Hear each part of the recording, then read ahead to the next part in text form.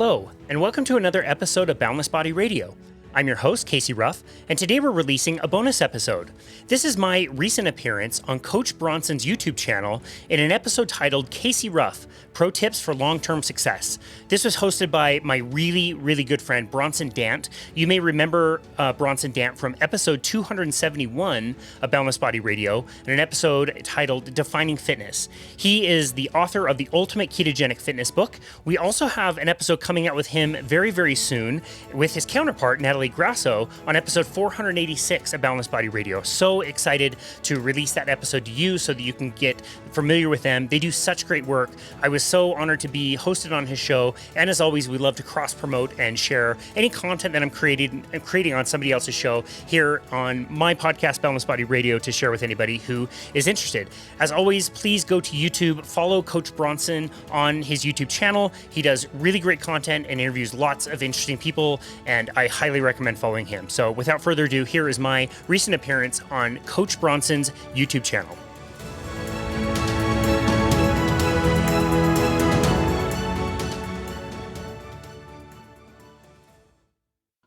All right, everybody. Thank you for joining another episode of my interviewing random people.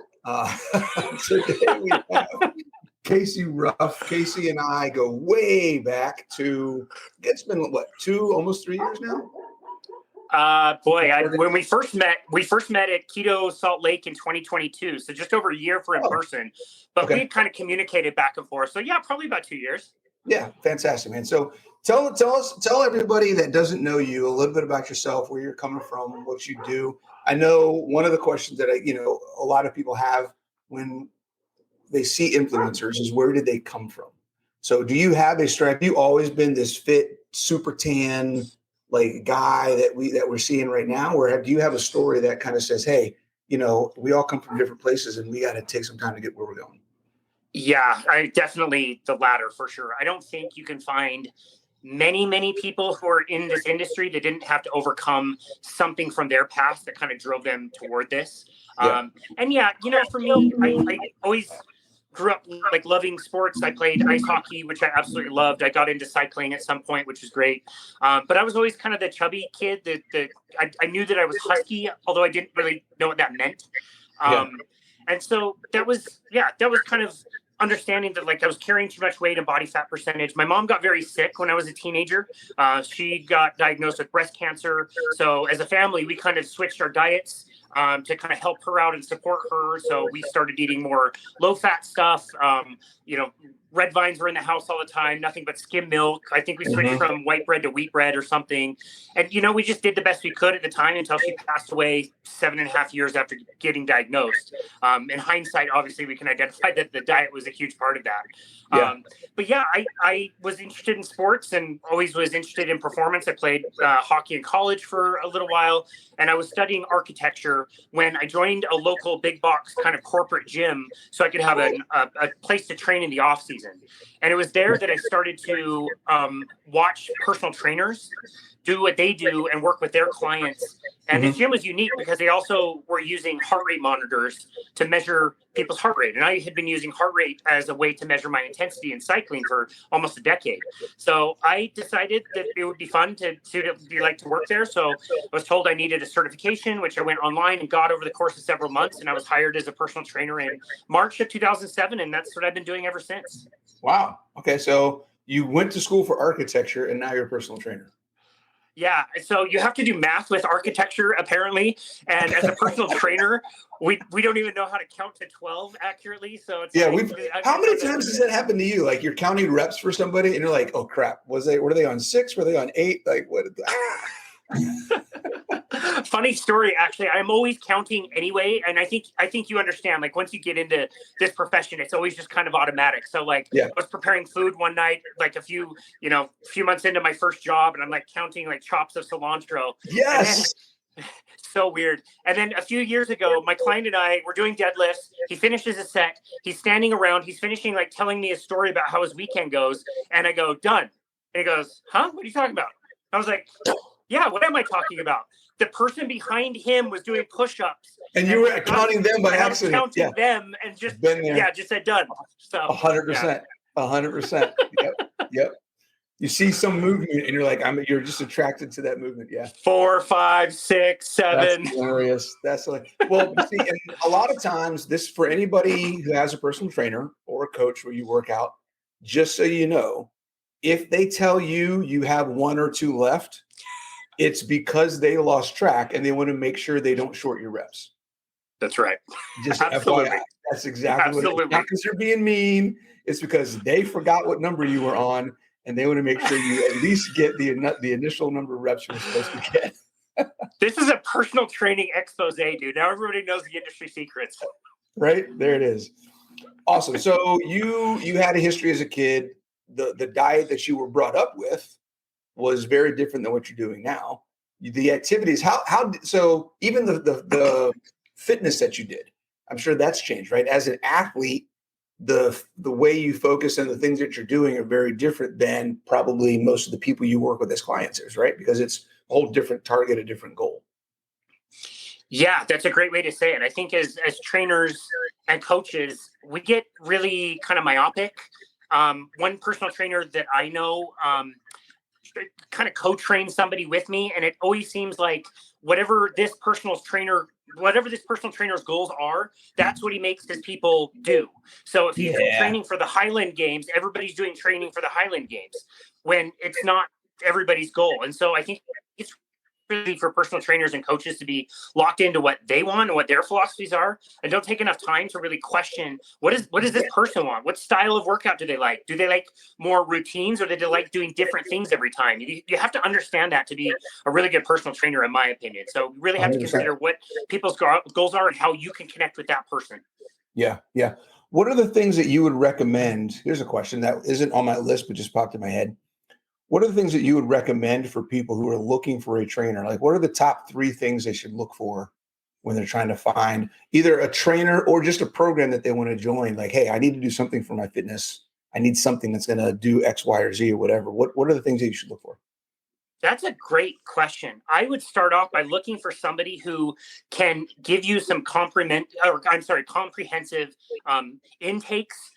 Try to gather information, even if it's just what we offer, which is a free 30-minute consultation. Anybody can go to our site, tell us about what their goals are, and I'm going to be asking questions. Why do you want this?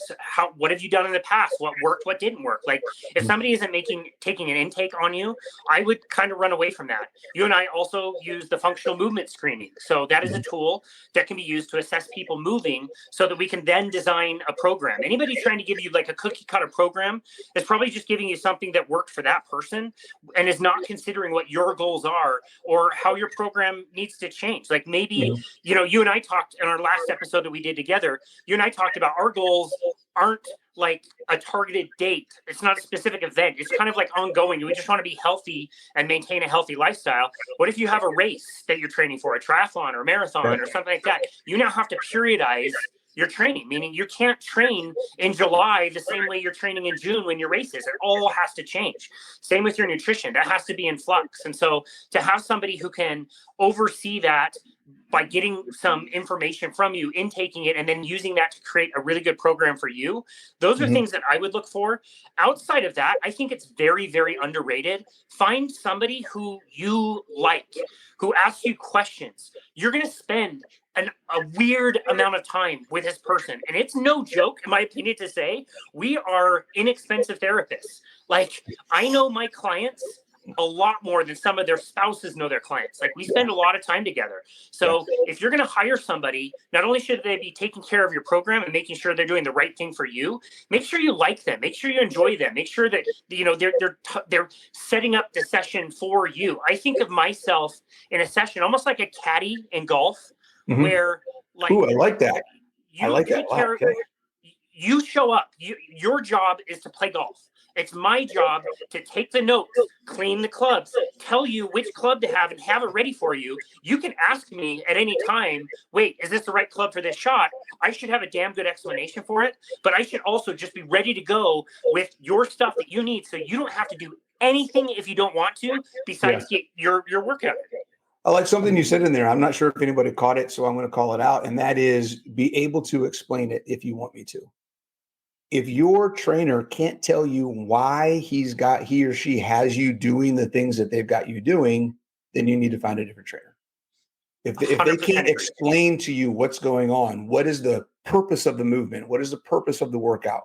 What should you be doing to get the most out of it? How can you be more efficient? How should you feel during? How should you feel after? Like, there's so many aspects to the work that you're doing with a trainer. If they can't explain that stuff to you, then they haven't earned the money that you're paying them. Yeah, I agree 100%. And I'll further clarify by saying have the ability to explain. That doesn't mean overshare and explain everything all the time to everybody. So like, Right. I'll give you an example. Like a session I did yesterday was with a family of 4 people at their house that I show up to. They have a million things going on. They're very high performing.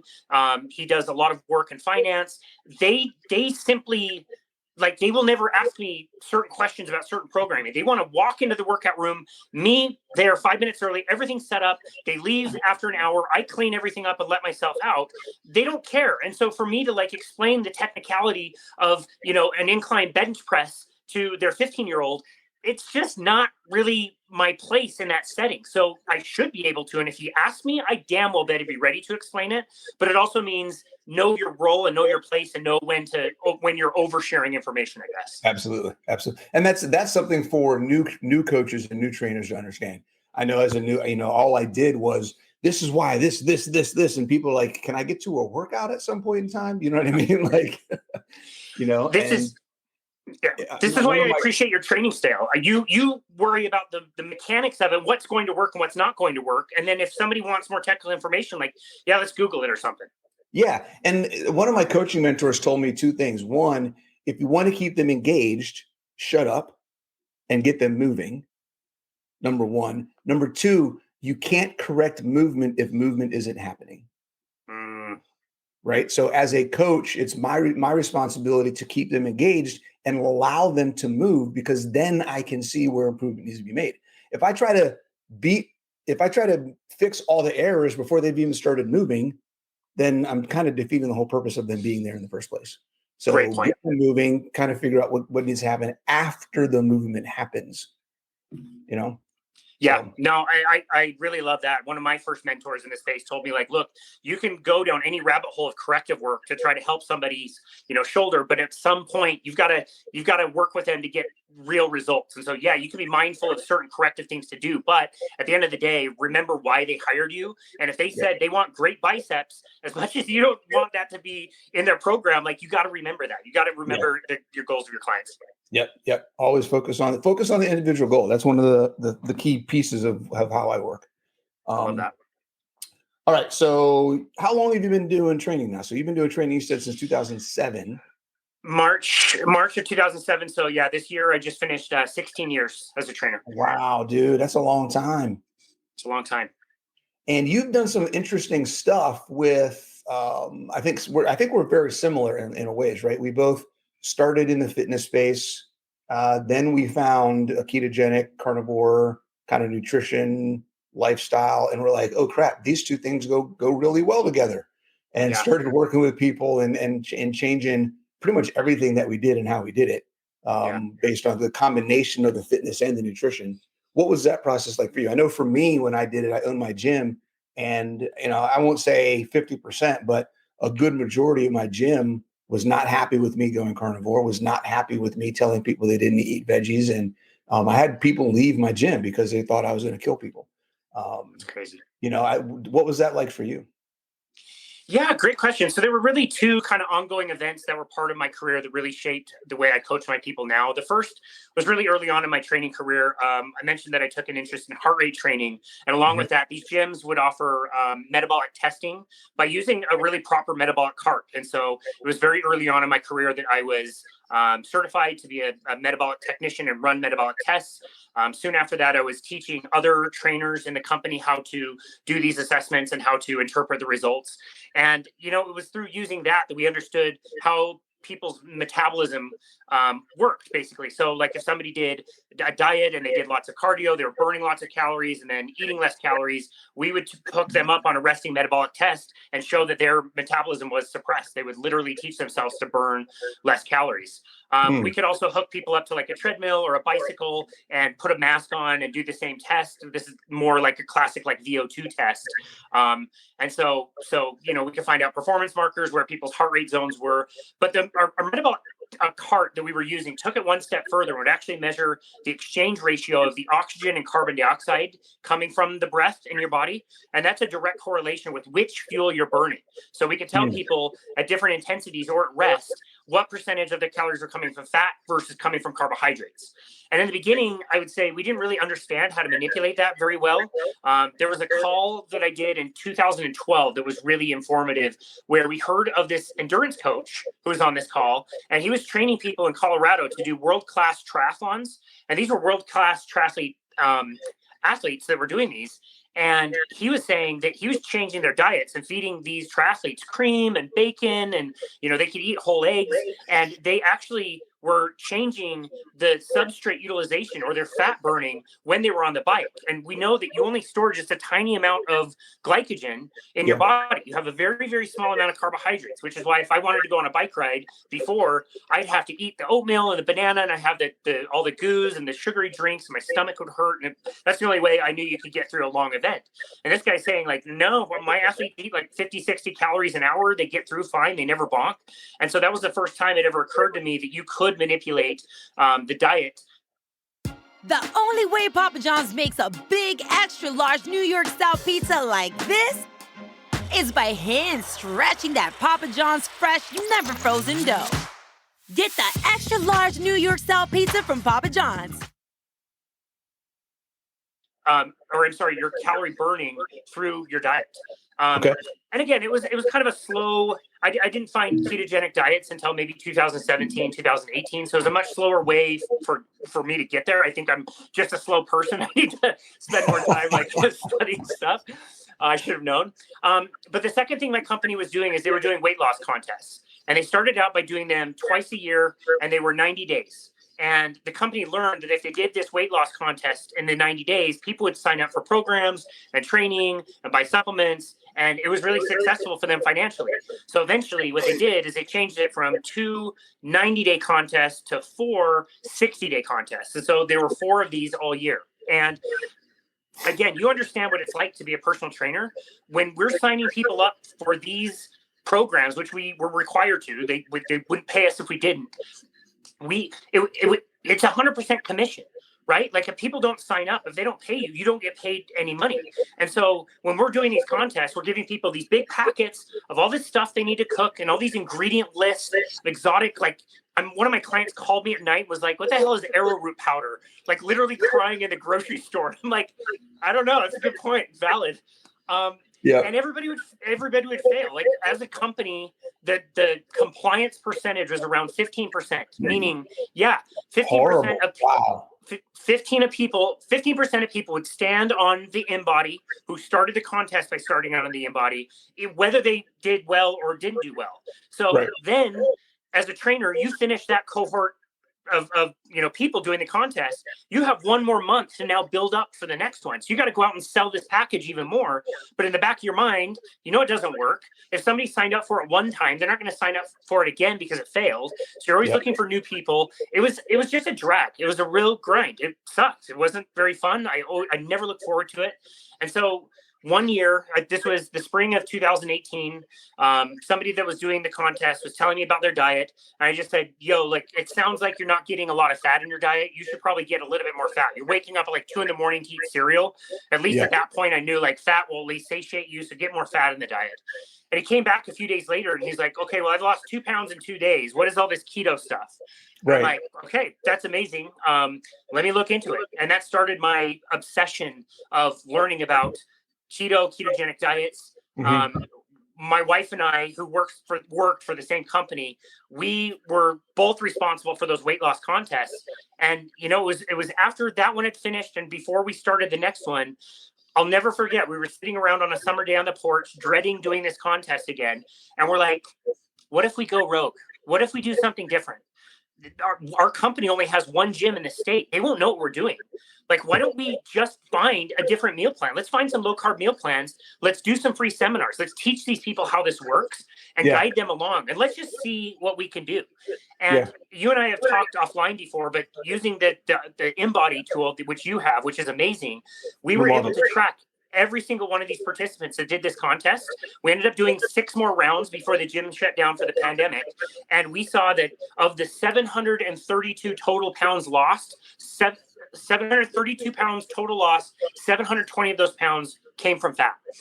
The compliance percentage that we had in our group was north of 65%. So people were doing it. They were sticking with it. We would track between. Oh, it was great. We would track between the contests to just see, like, okay, we know that everybody else is doing the standard program that fails and they gain all the weight back. Let's see if people sign up twice. Let's see the in-between part to see if they gain a bunch of weight.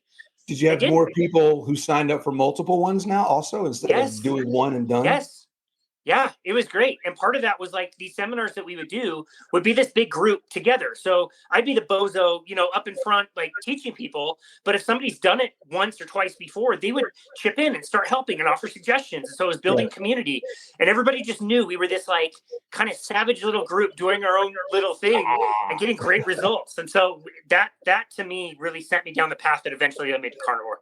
That's awesome, man. Okay, so eventually got you to go carnivore. So how have you personally, what do you do for your workouts? Let's talk about that first real quick. Like, what's your workout routine look like now? As you're busy running like the most popular fitness podcast in America and all the other things that you're doing? That's hilarious. Walking is my favorite form of exercise. I walk several hours a day if I can. That's where I do my research. I do my learning. I'm listening to a book, or today I was crushing your podcast that you and Natalie do in preparation for our second interview. So that's my favorite. I'll also bike as much as I can between my clients. That gives me a little bit of exercise. I play ice hockey once a week, so that kind of takes care of my high intensity. It's typically like a minute or two of like really high speed and then sitting down for like 3 or 4 minutes. So that's been really nice. Other than that, I do strength train. It depends on the time of year. Frankly, I tend to strength train a lot more in the winter time when the weather is a little crappy and I can't walk as much outside. But I will tend to do some type of a high intensity, slow strength type of a workout that's promoted by Dr. Doug McGuff and Body by Strength.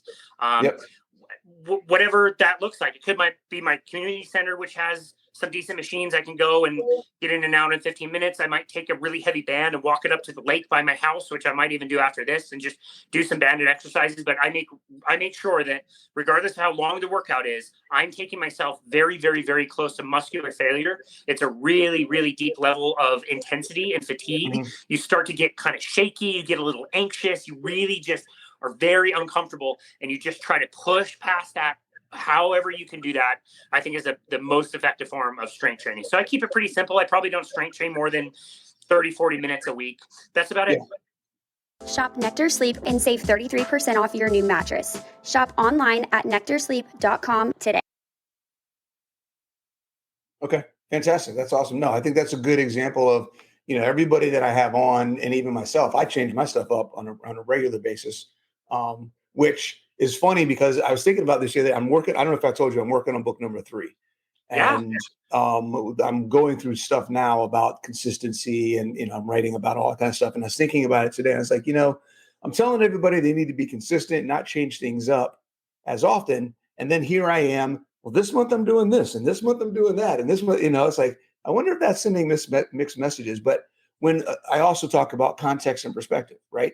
If you're someone who's just getting started and you're trying to get to a point where you have the physical freedom that you're looking for, you need to be consistent and you need to not change things up too much. When you're at a point like you and I are at, where we've been doing this for a while, we've been down that road. We've gotten to a point where now we have that open playing field, or that white canvas that we can write, we can draw, we can color, we can marker, we can paint, we can do whatever we want on that canvas, because we have that freedom to do that now, because we're not dealing with getting healthy.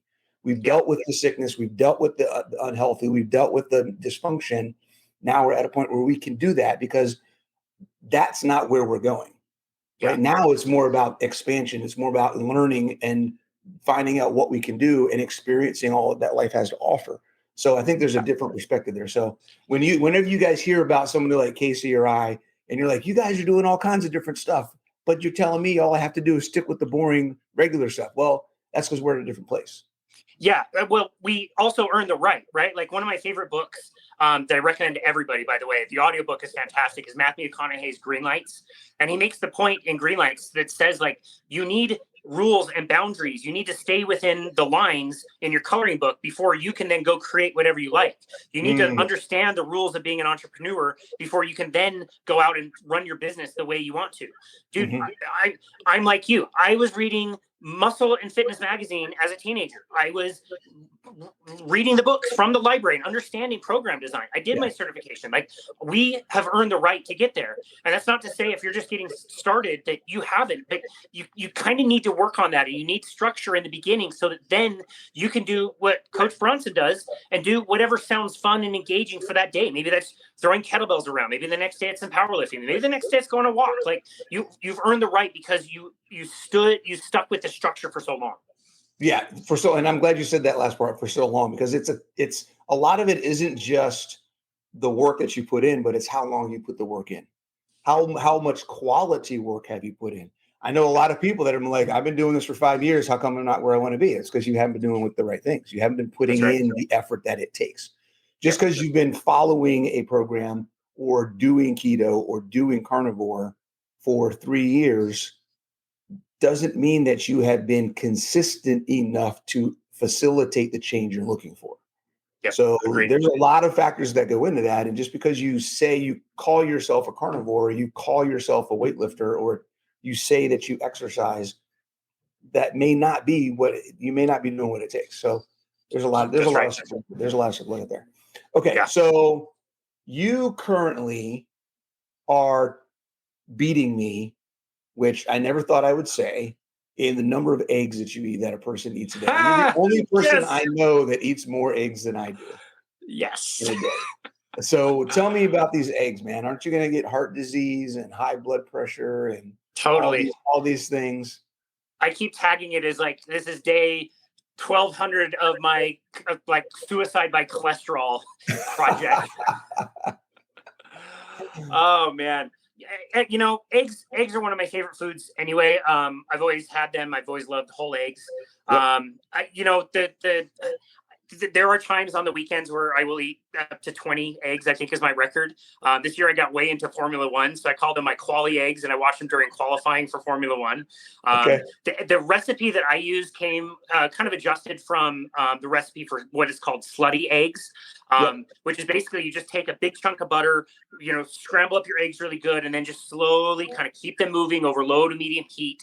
And the texture for me is what allows me to get that many in.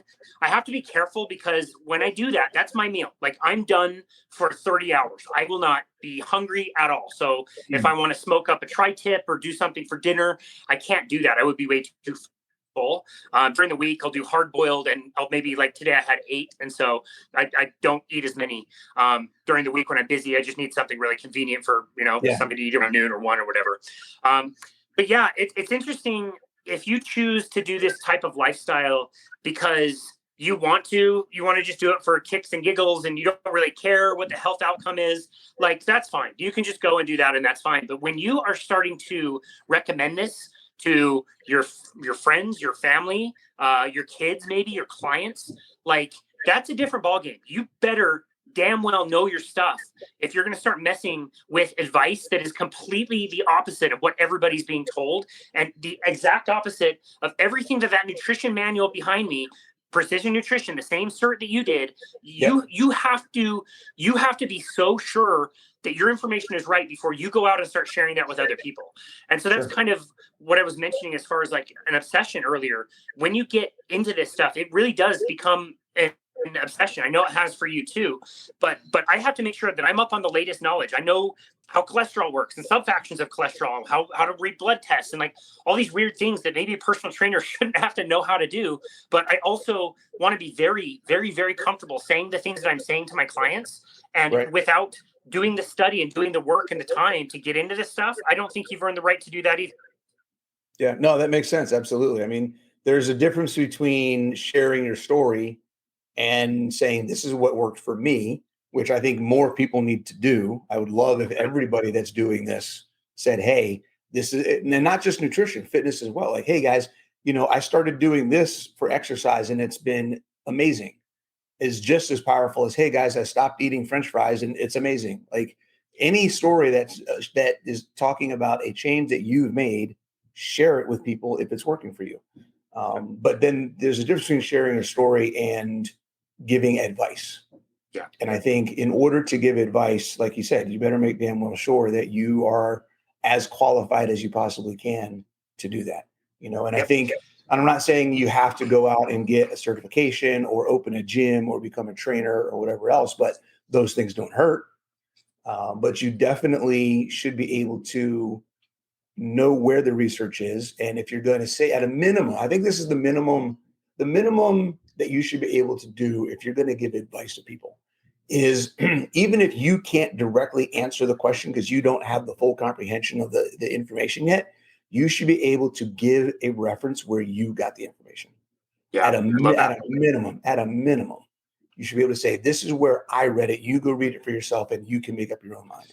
Yep. Right. At a minimum. And if you don't have a reference, then you really should only be giving your story.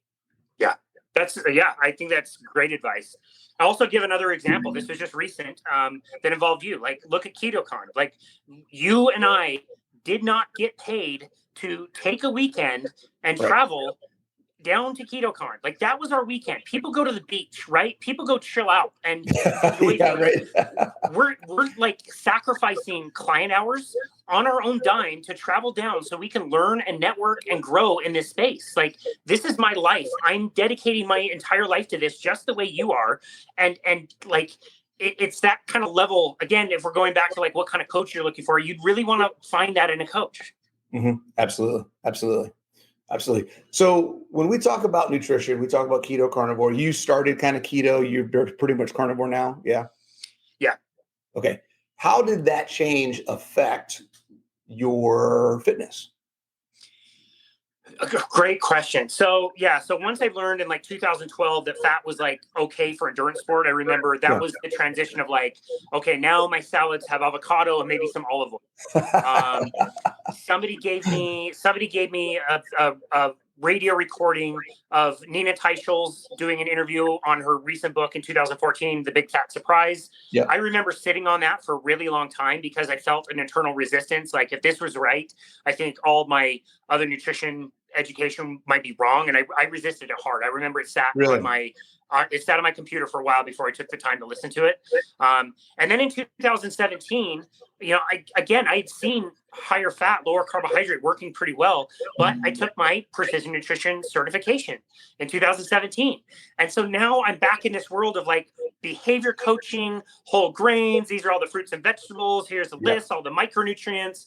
And then let's get you on a program where I'm coaching you. And every 2 weeks you come in, not having hit your targets. Let me tell you the ways you sucked. Like, you didn't eat until you're 80% full. You didn't food journal. You didn't consider your feelings, whatever nonsense we had to do. I don't think there's not a place for that. I just know that it doesn't work. It doesn't work for a lot of people. But that got me back into that world until the 2018 kind of transition with the weight loss contest. We were getting people great results. I was definitely on a ketogenic diet then. It was around that time that I heard the famous Sean Baker, Joe Rogan interview. I listened until it was about halfway through. Dr. Baker said, I really don't like blood markers as much as I used to. I don't trust them. I really think that how you feel should be the best indicator of your health. I thought that was absolutely preposterous, so I turned it off. Have you ever told him that? Have you ever told him? Oh yeah, on my interview, I work for Rivero. I'm a coach for his site. He was like my 20th guest on my podcast. I'm like, dude, like literally at that time, I've not finished that interview. I'm sorry. I'll go back. And last year I did finish it. But yeah, that was when it was introduced. And, early on, I really loved the work of Paul Saladino. He's not somebody I follow anymore, but he was kind of bringing this out in the forefront. And you started to hear other people trying this. And so it was April of 2019 that I decided to try my first 30 days. And, some of the things I expected, like I knew I'd lose a little bit of weight. It wasn't a huge jump for me. It was a pretty easy transition. My digestion was pretty rough for, I'd say, the first 4 to 6 weeks. So that took a little longer. But man, I remember 2 weeks in, like the feeling of peace, of like, calmness of like, there's not anxiety. I didn't think I had anxiety, right? Like I thought I was fine. I was never diagnosed with anything, but I was just spinning all the time and like anxiety, worry about all these things that were never going to happen. I remember early on, somebody needed to refund a big personal training package, which was a huge financial loss for me. And I was just like, yeah, cool. Like, here you go. Like, if anything works out in the future, let me know, but God bless. I hope everything's great for you. And everything was just like calm. And that's something I was not expecting. I now fully expect it in any of my people who try the carnivore diet. I think it's one of the best things is your mentality is just so different. And then it's all the things you forget about. Like you're not really focused on it. Like one of my podcast interviews forgot that she had lost 5 pounds in 2 weeks and forgot to mention it in the interview because we talked about like 10 other different things. Like my teeth are way harder and less sensitive. I never get athlete's foot. I used to get athlete's foot like chronically all the time. I don't know where it went. Playing hockey, if I would poke check too hard, my shoulder would almost, I don't know if it would come out, but it would just sharp pain kill me.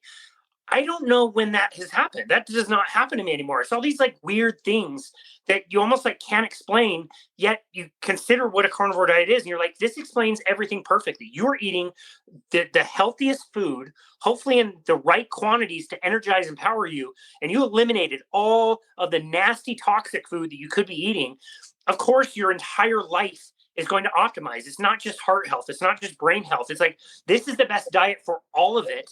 And then some. It's amazing. And so that for me was enough to keep me on it. I remember in 2021, I cheated on my diet. So another funny side story. Here, I know. Here in Utah, on the 24th of July, it's called Pioneer Day. And it's when the Mormon pioneers kind of entered the valley for the first time. And it sounds weird, but it's a bigger holiday here than the 4th of July is. So I can see that. You can see that? Yeah, there you go. Yeah, okay.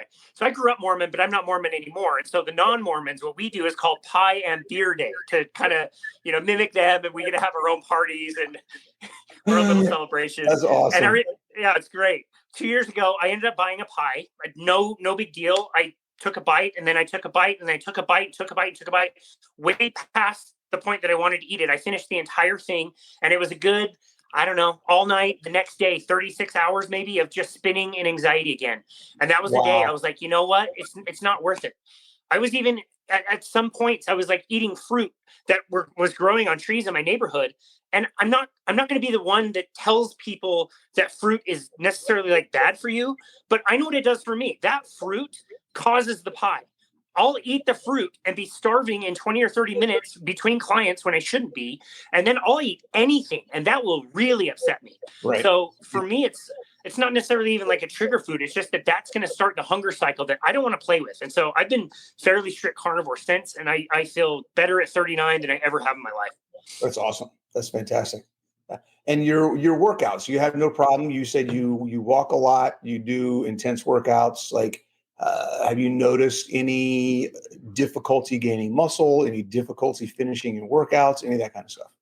Not really. No, not in any functional way. I'm clearly not out to like have the biggest muscles ever, but no, I haven't. I find that recovery is really quick and easy. I feel great the next day after doing any of that. I could do all of that in one day. I could play hockey, bike 30 miles, go walk 20,000 steps is a pretty normal number for me. Yeah. Maybe throw on some strength training. I do 100 push-ups every single day. I could do that all in one day, and that would be just fine for me. So. Okay. Awesome. So, I'm big on fitness. I'm big on fitness is freedom. The pursuit of physical independence is what this whole thing is about, whether it's fitness, nutrition, whatever. What is, not using those words because I just said those, so not to put words in your mouth, but what does fitness mean to you? And how do you try to, what is the message about fitness that you try to get your clients to understand? Great question. I will use the name of our company to answer that question. I have to give credit to Bethy, my wife, for coming up with it. When the pandemic of 2020 happened, we were pretty early put on unemployment from our gym. And, it was a really confusing time. And we were sitting around on unemployment wondering what the hell we were going to do. When the gym opened up again, we were back on like 100% commission if we were going to go back there. And we just had no clients. And so we thought the best way through was to just start our own company so that we could, train our clients. We built our basement out to be a gym and a Pilates studio where my wife works. She also does myofascial tissue release techniques down there. It's really great work that she does. I'll be right over. Yeah, come on over. She's amazing. She's better than I am for sure. And so we decided to start our own company, and the name that she came up with was Boundless Body. And so I will say my favorite definition is to be boundless. We live in a culture and society where people are bound up by their lifestyle decisions. And if you want to go witness it, just go to Costco. Like I've been noticing even at Costco lately, all of the handicap spots are taken. And you can walk through Costco and see more people on scooters than you can identify people that are healthy and metabolically well. Yeah, like absolutely. It's like playing Where's Waldo these days, dude. Like it's kind of hard to find the fit people. And the cool thing about being fit and healthy is you have no boundaries. You are boundless in the sense that nothing can stop you from doing the things that you want to do. Like my walking is great in the morning, but my walking moves me to a place where I get to watch the sunrise over the Wasatch Mountains every single morning. That is such a beautiful, enriching experience for me that why would you limit yourself like that? Like you could call me and say, dude, in a week I'm coming out. We're going to go backpacking in the Uinta Mountains. Come on over. It's a 10-mile hike for 7 days. I'd be like, yeah, great. Let's load up a pack, fill it with a bunch of jerky and go have a great time. Like there's no limitations when you understand what can help make your life more free and more boundless. And so that's my favorite way to kind of define it. Fantastic. When you're getting started, I'm going to ask you this question. What are the benefits of taking your time and making small steps versus just jumping in and doing a whole bunch of things at the same time? Because it's something I see people they have a lot of issues with when they're first getting started. They're not sure what's the best way to go. That's a really good question. I get that one a lot around transitioning onto either keto or a carnivore diet. Mm-hmm. And I'll tell people, I kind of think of it as a pool. Like you've got the kind of shallow, more gradual end, and you also have the diving board that's 10 feet up. Yep. You can kind of get in the pool either way. One is going to shock your system. It's going to be really cold, but you might get it out of the way a little earlier. The other one's a little bit more gradual. You'll get used to the water. It'll just take you longer to get all the way in the pool. So I don't think one way is right or one way is wrong. I think people need to understand their own personalities and how they've done things in the past. If you've done a workout program and a diet and it was a sudden change with a lot of different things, did that work? I would argue that I'm kind of with you. I think a slow change done consistently is far better and much more likely that you will make another change. Yeah. So if you're getting started, maybe it's maybe you get a gym membership and you just swipe your card and walk around the desk and leave. Maybe if you can't even do that, maybe it's walk to your mailbox, start doing something and then see if you can build on it. You're going to start to feel good that you accomplished what you set out to do. Okay, mailbox wasn't too bad. Let me see if I can go to the end of the street. Maybe I can go a half a mile. Maybe I can go a mile. Over time, you'll add those habits. I think the other thing that you probably notice as well is that once those habits are in place in people's lives, they don't even know. They kind of forget about it. And that reminds me, here's a great example. When step trackers first started coming out, Fitbit first started coming out, my gym started selling them, and we were doing step contests with people. And part of what we were doing was we had a leaderboard, and we'd show everybody where they were, and the trainers obviously didn't want to get beat by our clients. So I learned back in 2012, if I park at the very back of the parking lot, that automatically gets me at least another few hundred steps. At Costco could be 1,000 extra steps just by doing that one thing. Dude, I did that in 2012. I have not stopped doing that to this day. I always park at the last spot. How many miles is that? How much vitamin D is that? How many extra breaths of fresh air is that compounded over 13 or 11 years at this point? I think that's one example of you doing something small and you don't even realize it starts adding up. If I gave you the 35,000 push-up challenge, you'd be like, I don't want to do that. But if I just said do 100 push-ups a day, you'd be like, okay, well, I can do that. So it's just, I think if you look at it as let's make a small change, let's get a small win, that's more likely to get you in the right direction to keep going. Yeah, that's another aspect of it, right? The small win, having something quickly. I know this is something as trainers that we want to do when we get a new client is we want to give them something to celebrate as soon as possible. even if it's like that first session, find something that they can do well as part of that process. We can give them affirmation, give them that success, cheer them on and say, look, you made progress today, just when you got started. Right. So I think that's a so huge important. piece. Absolutely. I couldn't agree more. Well, thank you very much for being on, man. I appreciate it. And we're going to do another one here in a little bit where Nat and I are going to come on your channel, and we're going to talk about some stuff we got going on. I'm so excited, dude. You're one of my favorite people to chat with. Like even places like KetoCon or Keto Salt Lake, like I just seem to like find you. And like, even if we're just sitting at the couch at KetoCon and just, BSing and talking about stuff. I love your work and love everything you do. And it's just an honor to be here today. So thank you so very much. I appreciate it, man.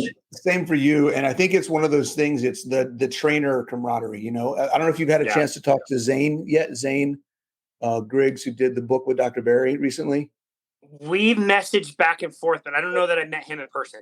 Okay, so when you get him on, it's going to be the same thing. I had him on a couple of weeks ago, and he's got 15 plus years, 20 years of personal training, same kind of thing. So having someone that you're talking to that has the similar experiences that you've had, it just changes the dynamic. It's not like you're talking to just someone who's done coaching online, or they're just an influencer, or they're a doctor, or like the fitness personal training culture is very different than pretty much everything else that's in this space. So it's kind of cool to have a few of us out there that we can say, buddies. Yeah, so awesome. I love it. Awesome, man. Thanks a lot for being on. Appreciate it. Yeah, thank you so much. Thank you again so very much for listening to my recent appearance on Coach Bronson's YouTube channel in our episode titled Casey Ruff Pro Tips for Long-Term Success. I really hope you enjoyed that episode. Like we said in the introduction, please give Coach Bronson a subscribe on YouTube. He does do amazing content. And as always, if you haven't already, please give us a rating and review on Apple, as it is the best way to share our message with other people out there. And thank you again so very much for listening to and supporting Boundless Body Radio.